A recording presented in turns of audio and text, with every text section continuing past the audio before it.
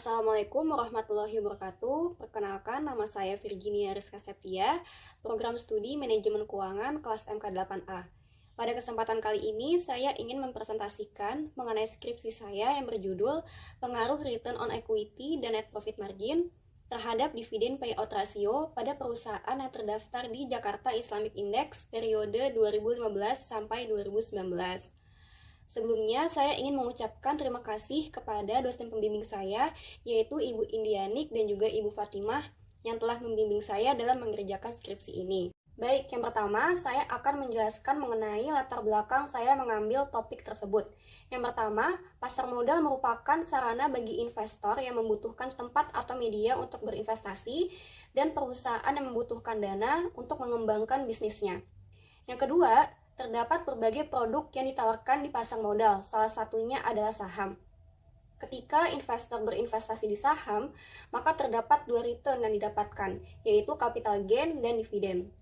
Yang ketiga, terdapat perbedaan kepentingan antara investor dan perusahaan dalam pembagian dividen. Jadi, umumnya seorang investor itu ingin mendapatkan dividen yang cenderung stabil atau meningkat. Namun di sisi lain, perusahaan harus memutuskan apakah laba yang diperoleh tersebut akan dijadikan laba yang ditahan sebagai modal untuk mengembangkan bisnisnya atau dibagikan kepada pemegang saham dalam bentuk pembayaran dividen. Apabila perusahaan memutuskan untuk membagikan laba yang dihasilkan dalam bentuk pembayaran dividen, maka akan mengurangi porsi laba ditahan yang dimiliki. Sebaliknya, apabila perusahaan tidak membagikan laba yang dihasilkan dalam bentuk pembayaran dividen dan memutuskan untuk menahan seluruh labanya, akan mempengaruhi tingkat kepercayaan investor. Karena seorang investor pastinya ingin mendapatkan dividen tersebut. Maka dari itu, dari sisi perusahaan, kebijakan pembayaran dividen ini harus dipertimbangkan dari segala segi aspek, salah satunya adalah laba. Karena seperti yang kita tahu bahwa dividen ini berasal dari laba yang dihasilkan oleh perusahaan. Nah, kebijakan pembayaran dividen ini tergambar pada dividen payout ratio. Lalu dari sisi investor, agar mendapatkan return yang optimal, maka penting untuk mengetahui performa dividen payout ratio yang dimiliki oleh perusahaan dengan melihat performa dalam mencetak laba. Untuk mengetahui performa perusahaan dalam mencetak laba, dapat dilakukan analisis rasio profitabilitas. Nah, rasio profitabilitas yang digunakan dalam penelitian ini yaitu return on equity dan net profit margin. Maka dari itu, saya tertarik untuk mengambil topik pengaruh return on equity dan net profit margin terhadap dividen payout ratio. Lalu selanjutnya saya akan menjelaskan mengenai metode penelitian yang digunakan dalam penelitian ini.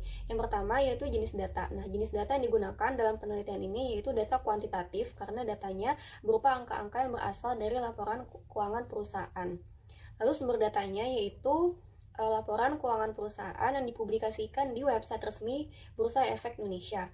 Selanjutnya objek penelitian. Nah, objek penelitian ini yaitu perusahaan yang listing di Bursa Efek Indonesia yang termasuk ke dalam Jakarta Islamic Index periode 2015 sampai 2019. Untuk metode pengambilan sampelnya yaitu menggunakan non-probability sampling dengan teknik purposive sampling, di mana teknik penentuan sampel menggunakan kriteria tertentu, yaitu yang pertama perusahaan yang tidak pernah keluar dari Jakarta Islamic Index periode 2015 sampai 2019. Yang kedua, selama periode 2015 sampai 2019, perusahaan selalu membagikan dividen tunai. Yang ketiga, selama periode 2015 sampai 2019, perusahaan selalu memperoleh laba. Nah, yang termasuk ke dalam ketiga kriteria tersebut, ada 11 perusahaan seperti yang tertera di dalam slide ini. Selanjutnya adalah metode analisis data. Pada penelitian ini menggunakan analisis regresi linear berganda dengan persamaan Y sama dengan alfa ditambah beta 1x1 ditambah beta 2x2 ditambah error. Y sama dengan DPR, alfa adalah konstanta, beta 1 merupakan koefisien regresi variabel x1, x1-nya adalah rho E, B2-nya itu koefisien regresi variabel x2, x2-nya adalah NPM, dan E-nya itu adalah error. Lalu penelitian ini juga dilakukan analisis statistik deskriptif untuk mendeskripsikan atau menggambarkan data yang telah terkumpul. Dengan melakukan analisis statistik deskriptif ini, dapat diketahui mean, median, maksimum, minimum, dan standar deviasi dari data yang digunakan. Nah, Karena data yang digunakan ini merupakan data panel, terdapat 3 model, yaitu ada common effect model, fixed effect model, dan random effect model. Maka dari itu, perlu dilakukan pemilihan model terbaik dengan melakukan yang pertama ada uji Chow, uji Hausman, dan uji Lagrange multiplier. Untuk uji Chow, nilai probability F lebih dari 0,05, maka model yang didapatkan yaitu common effect model. Lalu apabila nilai probability F kurang dari 0,05, maka model yang didapatkan yaitu fixed effect model. Yang kedua, untuk uji Hausman, apabila nilai probability-nya itu lebih dari 0,05, maka model yang didapatkan yaitu random effect model. Lalu apabila nilai probability-nya itu kurang dari 0,05, maka model yang didapatkan yaitu fixed effect model. Lalu untuk uji Lagrange multiplier, apabila nilai probability Birch-Pagan yaitu lebih dari 0,05, maka model yang didapatkan yaitu common effect model. Lalu apabila nilai probability Birch-Pagan yaitu kurang dari 0,05, maka model yang didapatkan yaitu random effect model. Lalu setelah model terbaik tersebut terpilih, maka harus dilakukan uji asumsi klasik. Yang pertama ada uji normalitas, yaitu apabila nilai probability Jarque-Weber-nya itu lebih dari 0,05, maka dapat dikatakan data berdistribusi normal. Lalu ada uji multicollinearitas, yaitu apabila nilai koefisien korelasi antar variabelnya itu kurang dari 0,8, maka dapat dikatakan data tidak terjangkit masalah multicollinearitas. Yang ketiga, ada uji heteroskedastisitas. Apabila nilai probability-nya itu lebih dari 0,05, maka dapat dikatakan data tidak terjangkit masalah heteroskedastisitas. Lalu ada uji autokorelasi. Nah, uji autokorelasi ini yaitu metode pengujiannya itu dengan menggunakan uji Durbin Watson, yaitu membandingkan nilai Durbin lower dan Durbin upper dengan nilai hitung Durbin Watson. Nah, untuk mengetahui nilai Durbin lower dan Durbin upper ini dapat dilihat di tabel Durbin Watson. Nah, ketentuannya adalah apabila nilai DW kurang dari DL sama dengan terjadi autokorelasi positif. Apabila 4 dikurang DW lebih dari DU kurang dari DW, sama dengan tidak terjadi autokorelasi. Lalu 4 dikurang DW kurang dari DL sama dengan terjadi autokorelasi negatif. Lalu selanjutnya dilakukan uji hipotesis. Yang pertama ada uji T. Nah, uji T ini untuk melihat pengaruh variabel independen terhadap variabel dependen secara parsial. Tingkat signifikansi yang digunakan yaitu 0,05. Syaratnya adalah H0 diterima jika nilai probability-nya itu lebih dari 0,05. H0 ditolak jika nilai probability-nya itu kurang dari 0,05. Lalu selanjutnya ada uji F. Uji F ini dilakukan untuk mengetahui pengaruh variabel independen terhadap variabel dependen secara simultan. Tingkat signifikansinya itu sama, yaitu 0,05. Syaratnya H0 diterima jika nilai probability-nya itu lebih dari 0,05. H0 ditolak jika nilai probability-nya itu kurang dari 0,05. Lalu selanjutnya dilakukan juga analisis koefisien determinasi. Jika nilai R² itu mendekati 0, berarti kemampuan variabel independen dalam menjelaskan variasi variabel dependen itu terbatas. Apabila nilai R² itu mendekati 1, berarti variabel independen memberikan hampir semua informasi yang dibutuhkan untuk menjelaskan variasi variabel dependen. Selanjutnya adalah hasil penelitian dan pembahasan. Pengolahan data penelitian ini diawali dengan analisis statistik deskriptif untuk mengetahui mean, median, maksimum, minimum, dan standar deviasi dari variabel yang digunakan. Nah, berikut merupakan tabel statistik deskriptifnya dan variabel yang akan digunakan. Nah, hasil interpretasinya yang pertama, variabel Y yaitu DPR memiliki nilai mean sebesar 0,511782. Artinya, DPR rata-rata 11 perusahaan yang terdaftar di Jakarta Islamic Index periode 2015 sampai 2019 memiliki rata-rata nilai sebesar 0,511782.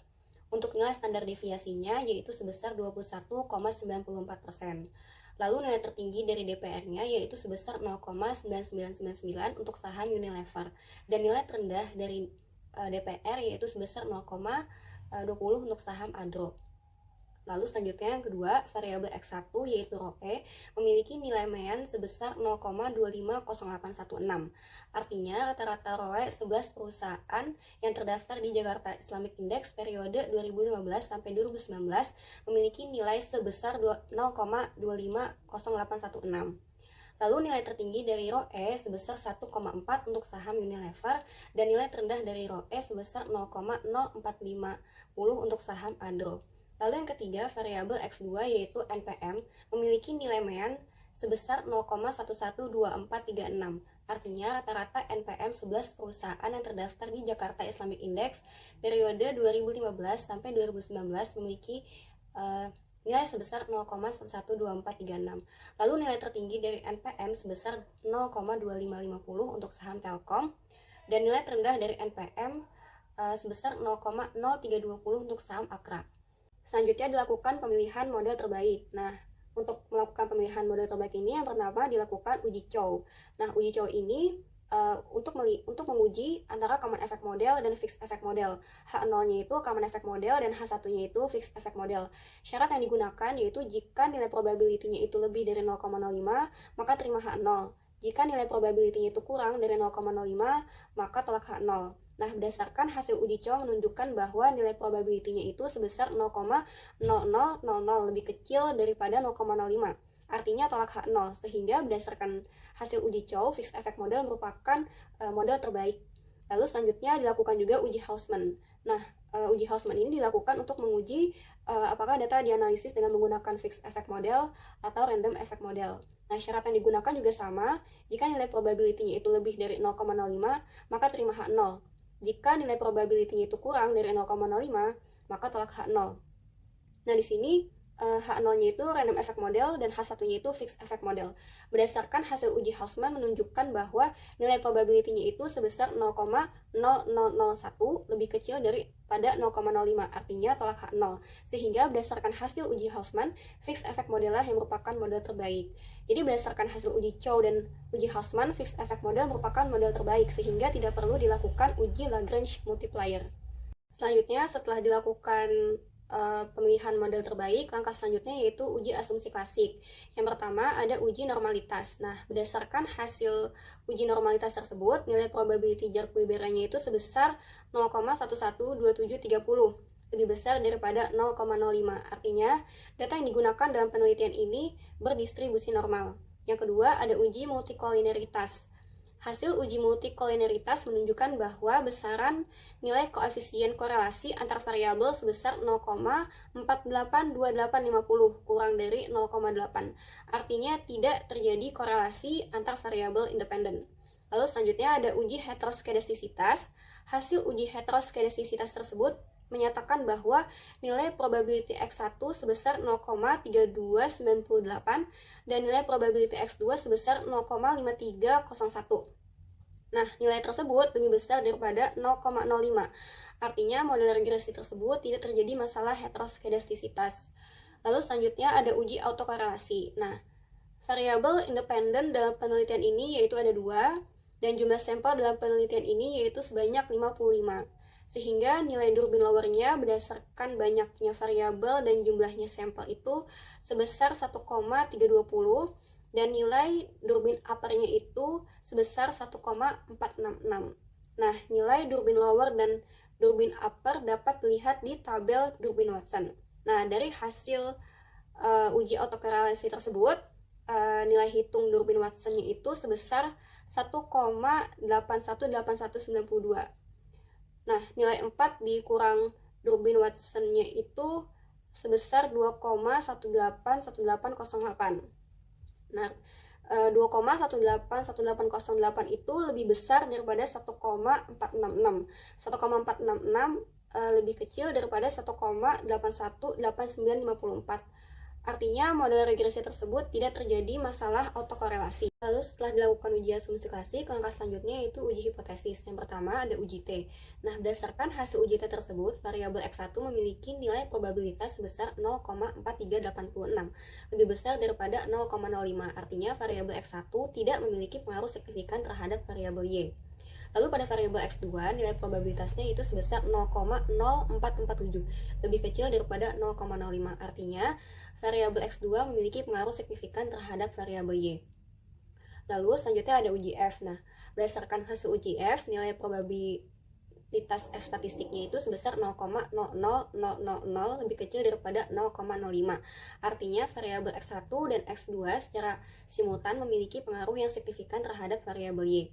Lalu selanjutnya ada analisis koefisien determinasi. Nah, dari model regresi tersebut, nilai R square-nya itu sebesar 0,926863.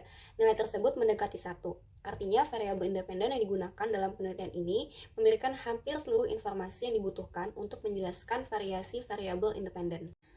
Lalu selanjutnya ada ringkasan hasil uji hipotesis. Nah, hipotesis pertama yaitu ROE secara parsial memiliki pengaruh signifikan terhadap DPR pada perusahaan yang terdaftar di Jakarta Islamic Index periode 2015 sampai 2019.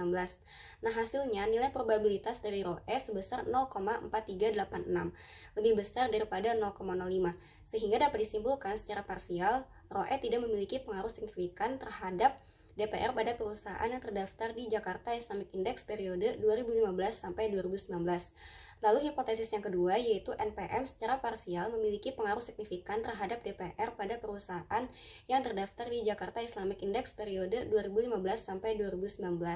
Nah, hasilnya nilai probabilitas dari NPM yaitu sebesar 0,0447 lebih kecil daripada 0,05, sehingga dapat disimpulkan NPM secara parsial memiliki pengaruh signifikan terhadap DPR pada perusahaan yang terdaftar di Jakarta Islamic Index periode 2015 sampai 2019.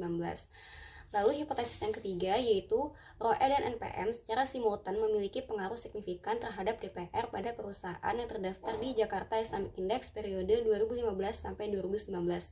Nah, hasilnya berdasarkan hasil uji F, nilai probability F statistiknya itu sebesar 0,00000 lebih kecil daripada 0,05.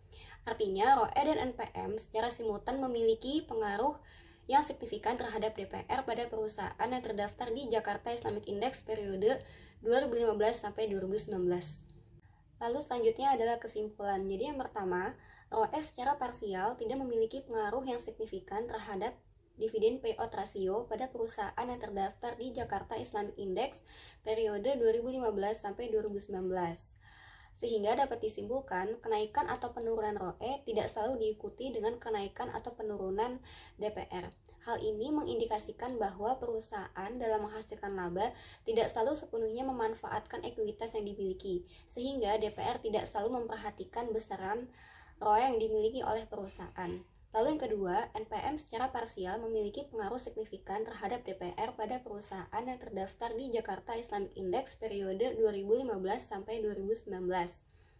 Sehingga dapat disimpulkan kenaikan atau penurunan NPM ini menjadi salah satu dasar pertimbangan perusahaan dalam menentukan DPR. Hal tersebut mengindikasikan bahwa perusahaan lebih memaksimalkan penjualannya dalam menghasilkan laba, sehingga NPM ini menjadi salah satu dasar pertimbangan perusahaan dalam menentukan DPR. Lalu yang ketiga, ROE dan NPM secara simultan memiliki pengaruh signifikan terhadap DPR pada perusahaan yang terdaftar di Jakarta Islamic Index periode 2015 sampai 2019. Sehingga dapat disimpulkan kenaikan atau penurunan ROE dan NPM secara simultan selalu diikuti dengan kenaikan atau penurunan DPR pada perusahaan yang terdaftar di Jakarta Islamic Index periode 2015 sampai 2019. Sekian presentasi dari saya, kurang lebihnya mohon maaf. Wassalamualaikum warahmatullahi wabarakatuh.